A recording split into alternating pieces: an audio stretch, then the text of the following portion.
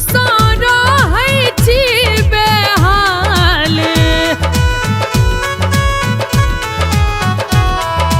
माथा नाचे सदिखन काल, दुख सो रहै छी बेहाल। कष्टक लागल रहे आठो घड़ी भर मारियो, फसलौं हम मझधारियो ना। बाबा कौन कलम सो घसलौं हमर कपारियो, फसलौं हम मझधारियो ना।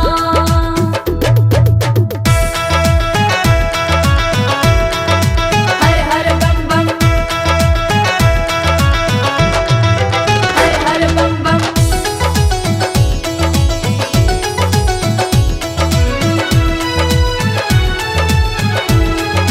क्यों नहीं सुने हमारी बतिया, सोचते फाटत रहै छतिया।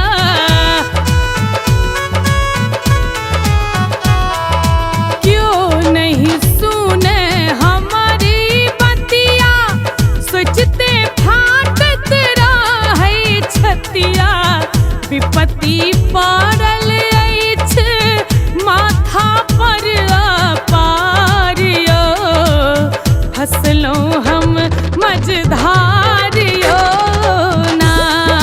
बाबा कौन कलम सो घसलौं हमर कपारियो, फसलौं हम मझधारियो ना।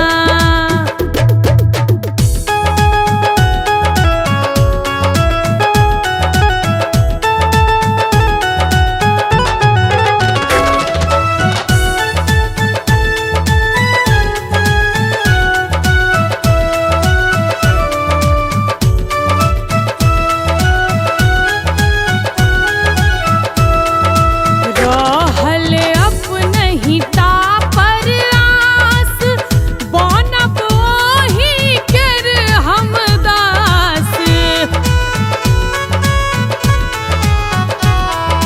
रहल अपनहि तापर आस, बनब ओहि केर हम दास। मणिकांत शरण